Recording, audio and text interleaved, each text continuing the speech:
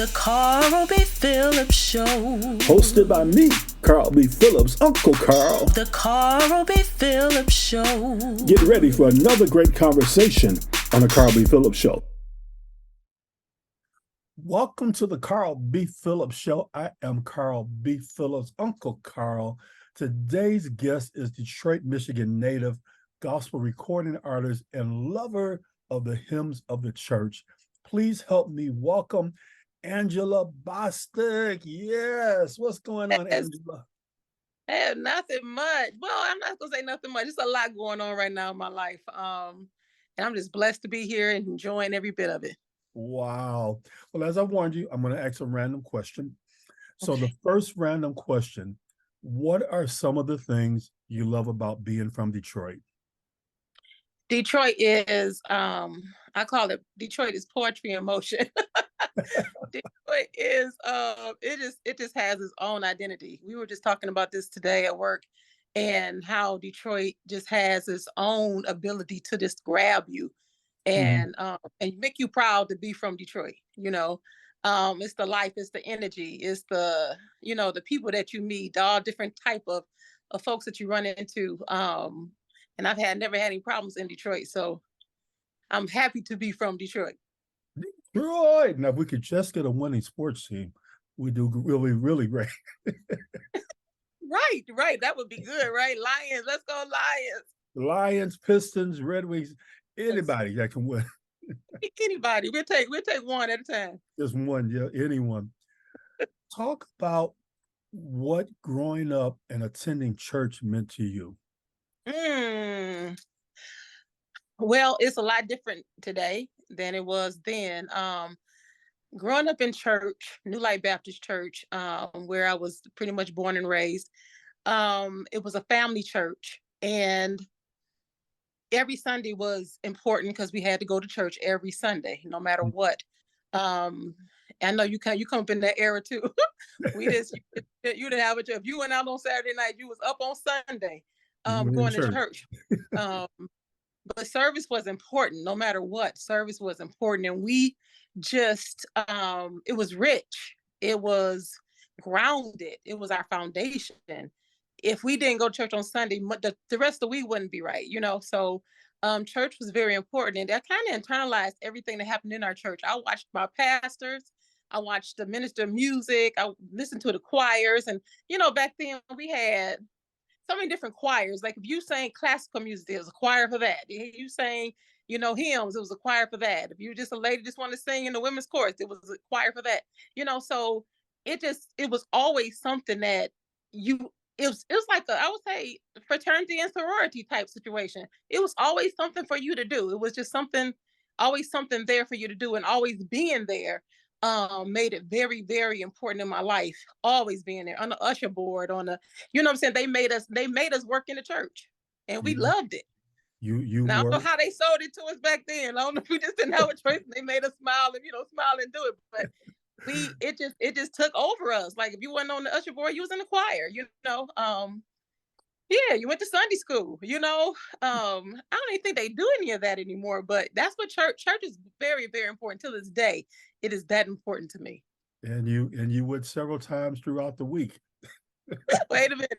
Sunday night musicals over at Craig Memorial. Our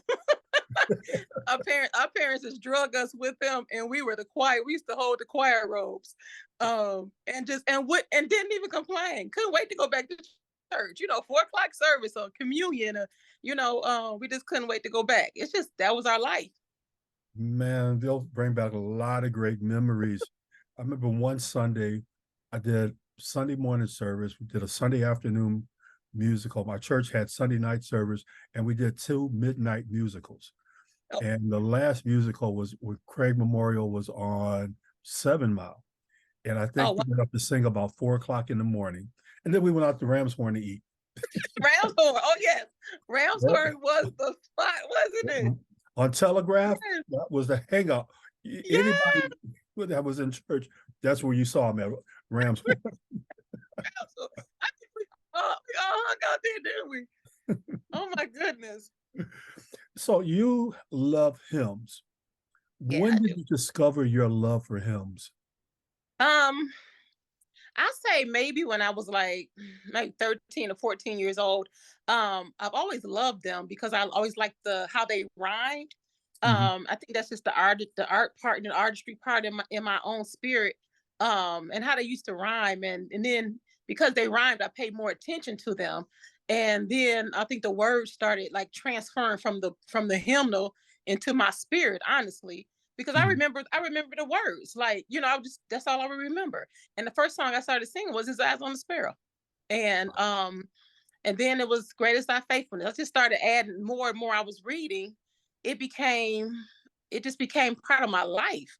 And my father told me years ago, he told me, he said, baby, don't stop singing hymns. And because he knew how much I loved them. But Mhm. I like the fact that people like they'll say, you'll pull a hymn out in a minute. And I say, I will. And I will. And really like it just make it your own. And that's what it has been for me. Because when I sing them, it just does something to me. It does something for me. I actually sleep with the hymnal next to my bed, Oh, wow. right next to with my Bible, because in the midnight hour, seriously, I would get awakened by the Holy Spirit and tell me to go to page 276 or go to page, and then I would read the words there, I know the song or whatever, maybe a song I didn't know. And to be somebody that next day or that next day I run into and they would need the words that I had just read on page. So it Wow. became more than just a song, it became more of a ministry and a testimony for me and for others. So that's why they're so important. So I'm going to do something. Mhm. Most of us know the first verse of every hymn. Well, not every hymn, but most of the hymns. We know the first verse. You get to the second and third verse, we are totally lost. That's me too. That's me too. So I have to read it. I'm going to read the words to the third verse of a hymn and see if you can name the hymn that these words belong to. Okay, Okay. here we go. Pardon for sin and a peace that endureth, thine own dear presence to cheer and to guide, strength for today and bright hope for tomorrow, What? blessings all mine with 10,000s beside. Oh, I don't know that. I don't know the name of it. I don't know the name of it. You know But it. but I don't know the name of it. You know the name of the But I song. don't know the name of it. Tell You me, just please. you just said a couple of minutes ago it's one of your favorite hymns. What great is thy faithfulness? Yes. Is it? But wait a minute. That's back to that thing, knowing that first verse.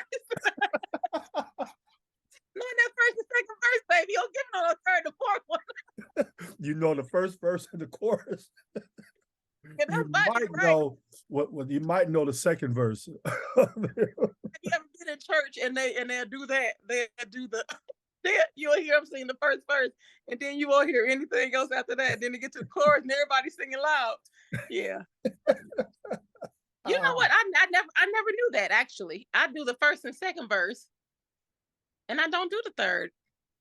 now you're gonna have to go look up the third verse. I'm gonna have to look it up. I am. I am now, because by the time I get to the second verse, I'm shouting. So Great is thy faithfulness, morning by morning, new mercies I see. yes, That is yes, that yes, that wow, just the scriptures talk about that. His mercies are renewed every morning. every That day. is such a Yes, blessing. Great is God's faithfulness. yes, and it Well, still works. it still works. God is still It still faithful. works. He's still faithful. He hasn't stopped being Yes. faithful. The past 16 years, you've been a member of Testimony Sings. Talk Mhm. about what being a part of that group means to you. Oh man. Actually, that group they're my sisters. We have such a tight bond. We're sisters. Like we can call each other whatever. But what I love about them is our blend. We don't Mhm. only blend like we sound like one voice when you hear us. And I think that's what sets us apart from other groups. We just have this, and it's powerful too. And we all and we just believe in praising God. We just believe in praising God. Like you just that's why our name is Testimony Sings, because we sing about our testimony. And it has been phenomenal. I have learned a lot because they are all professional women, all our entrepreneurs. We all holding our own in that area, and so we bring different things to the table, business wise, Mm. and vocally. We have one girl, she sings. She got like a more of a Vesta Williams sound. You know what I'm saying? A real sultry type. And then we got one who don't mind hollering and squawking. And then we have one, her voice is just deep. Lori Waddles, her voice is just, she has oh no, it's just authentic voice. And then myself always on top, and honestly, in this strong, strong voice, even at our age, it's like we're all over 50, Mm. and we still doing it, like we still handling it. And I think that's what makes us so good, is that we're still doing what we're doing, and we're not pressed. We're just blessing folks. You know what I'm saying? And still Mm. blessing ourselves as well. So it has been a very good ride. I really have had a good time, and still looking forward to some more years with them. Can you give me the names of some of the ladies in the group? Some of the women? Oh, it is Chandra Lewis, Lori Wesby, Lori Waddles, Trina James, and myself, Angela Bostic. I might have to throw a musical just so y'all can come sing. Yeah, you have to. You have to have it. Invite us over. Well, we do a lot of stuff though. It's a lot. We do a lot of engagements. In and out of Detroit. We'll be in Big Rapids next weekend doing doing 2 concerts. So Alvin Waddles is our musical director. Okay. And so he keeps, I know Alvin. Yeah. He keeps us busy, and keeps us on track. Always telling us real, slightly, you all really have something, but I don't think you really know what you have. He always says that, and we like, yeah, come on, let's just. Hey, I need to start doing some YouTube videos and posting them. We know, but it's so crazy because we're all doing other things, to keep the food on the table, to where, when you're an entrepreneur, it's just, you busy. Right. You never sleep. You really don't ever sleep. It's not like a 9 to 5. We're all just kind of, making it happen. So, but yeah, we do have to do more of that. I would love to do more of that. Yeah, just do a concert and just record a whole bunch of songs and just post different pieces of the songs, over a month or so people can hear, because they need to be exposed to that kind of music, especially this younger generation. That's true. I agree totally. Let me say this. Name one thing you've done you would love to do again. One thing that I've done I would love to do again. Let's see. The Maya Angelou concert. I think I would love to do that again, just to get that feeling as an adult, to understand what that meant to other people, because I was just 17 years old, and I remember I didn't even know who she was. Actually, I didn't, I didn't know the significance then, until I got older and realized, oh yeah, I sang for, and I'm like that too. I'm like, oh yeah, I sang for her. I don't tell people that much, I got a little picture with her and everything, but I don't know. It just didn't mean that much then. But when I got older, it meant more. So I was like, if I could just do that part, if I could do Italian Street Song again, in a room full of folks, and have her there, which I know I can't get that, but just have her there again, just to be able to hear me as a adult singing it. Wow. I'm sure that was an awesome experience, because she was such a great woman, but you didn't realize the greatness you were standing in front of. No, I didn't.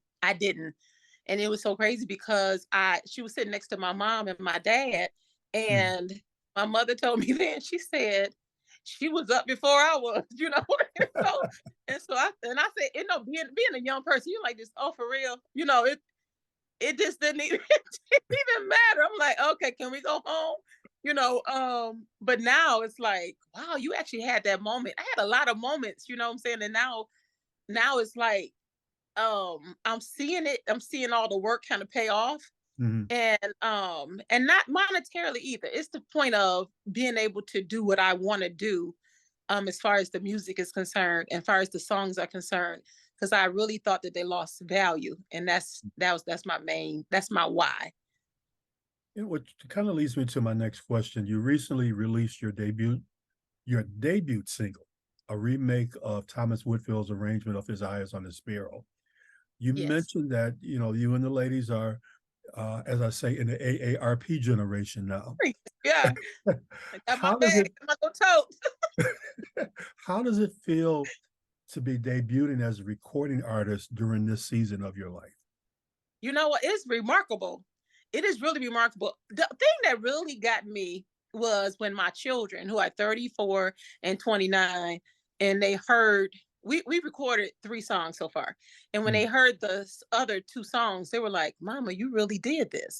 And they had been wanting me to do this for so long, to where my parents wanted me to do it. Everybody that wanted me to do it passed. And Mhm. so here I am now, doing it. And because I promised my father a couple of years ago, when I knew he was going to pass away a couple of days later. And he looked at me. Now here he is, he has dementia. And he said to me, "Don't stop singing." Wow.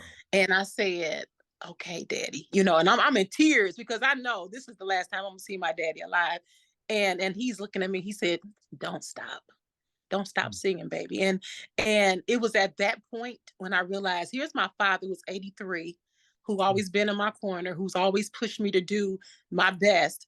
And then I have my children, who are young, and watching their mom at this age do what she wanted to do. And the reason why I'm doing it it's coming forth now. And it's a good feeling. It gets me choked up, but it's a good feeling. I didn't start my recording career till the eve of my 54th birthday. Mm, And for a lot of people like myself and other people that I've talked to that are over 50, it's not about charting, it's not about the sales, it's about the legacy that we want to leave, the legacy we want to leave in the earth. mhm. And then it's also about fulfilling the dream. God gives you these ideals and these thoughts. It's like, I just want to fulfill this dream. Are you at that place where, like, okay, I'm living my dream right now? Yes, yes, I am. I am in a place. God has been so good to me. That's why it's His Eyes on the Sparrow. It's not just a song. It's my testimony. Mhm. I know that He's been watching me the entire time. Here I am. I'm 55, and I'm doing this.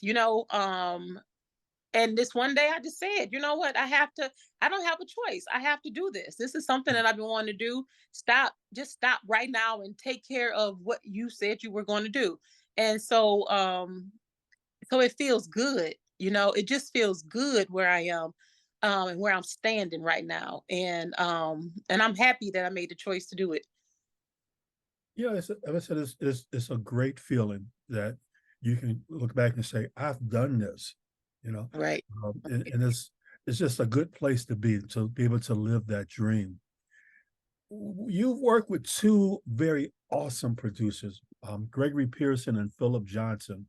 How did they help you to bring your project to life? You know, they are like they're my brothers. I love them. They made me think outside the box, because I'm a traditional hymns, whatever. And a high soprano. And I'm used to singing up in the rafters. That's me, that's my gift. Mhm. And so when I went to them, and they looked at me like, "Okay, listen, we, we're not gonna do that, okay?" And I'm thinking I'm just gonna walk in there and do these little 4 or 5 songs, and then I finished. But they were like, "No, no, no, we got something else in store for you." So when we sat down and had our first consultation, um, Greg had told me, he said, I got a new guy. I think he'd be great for you, and he'll help us with this project. And I said, okay. So, and I trust Greg, so I said, okay, no problem. So here comes Phil, and so I've been knowing Phil for a long time. So I'm like, okay, that's Phil, that's my brother too. I said, this is just family here, which made me feel comfortable. And but they they made me uncomfortable so that I can find comfort in what I was doing. And that's the part that I loved. I love to be made uncomfortable. I think I do my best work when I feel uncomfortable and have to find my way back. Mhm. But a different route, I think I'm stronger when I do it that way. But they are like phenomenal. They change everything. One week we do it this way. The next week he's like, I changed it a little bit. I'm like, yeah, I knew you would. But Greg is a perfectionist. Yeah. Just try it like this. Yeah, Sing it like yes. this. And then he'll grab that hymn book and pull you one out. I'm like, I need you to say this. And I'm like, okay, and I need you to say it like this, or, give it to, and I'm like, okay, but he made it better. I can't wait. I love this song. I can't wait till the whole project is done. But he is like, honestly, I did not trust anybody else to do this with me but him and Phil, honestly. Yep, I went in and I was like, hey, whatever you guys come up with is what I'm going with. I trust you. I trust you with this project. And I'm leaving in your hands. And that's exactly what I did. I love them. So when are you looking at dropping the EP? We are looking to do, he's after the first of the year. Okay. Yeah, because I think I'm gonna add 2 more songs. He don't know that yet, but he will when he listen to this interview. I think I'm add 2 more songs. 2 more hymns that he don't know about yet. He don't know yet.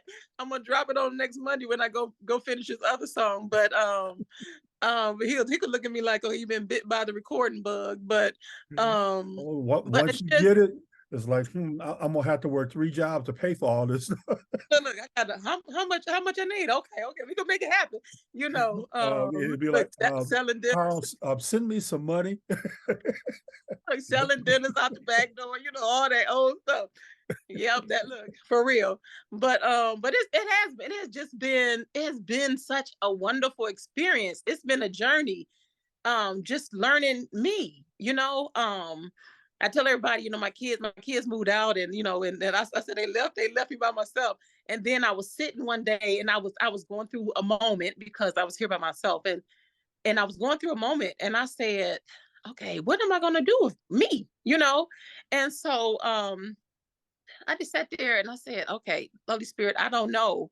Holy Spirit said, you're gonna find your center with just you in it, and you're gonna go finish what you started. Wow. And I said, okay. And at that moment, that's when I said, go and get this EP done. And that's how I ended up with Greg and Phil. That's how I ended up going. I went to them just like that. And the song Greatest Thy Faithfulness, we finished it. And Phil did something remarkable because I told them what I was going through. And Phil wrote part of the song. It's just different. I can't wait till you all to hear that one either. Wow. But he did something different to it to make it fit what I was going through at the time. So it made it personable. Yeah, they just phenomenal. I love them. Greg and Phil are just 2 really great guys over at Intercourt Music Group. Your new single, His Eye is on the Sparrow, is out. How can people get your music? It's on all digital outlets now, so they can go to any of them and get it there. And how can people follow you on social media?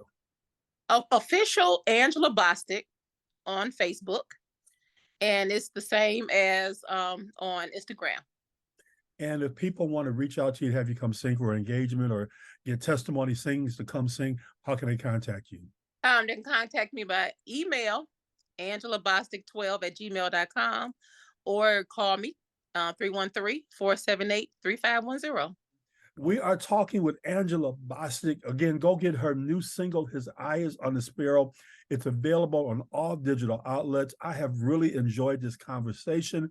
Make sure you follow Angela on all of her social media. And again, as a reminder, remember to work like you don't need the money, love like you've never been hurt, and dance like no one's watching you.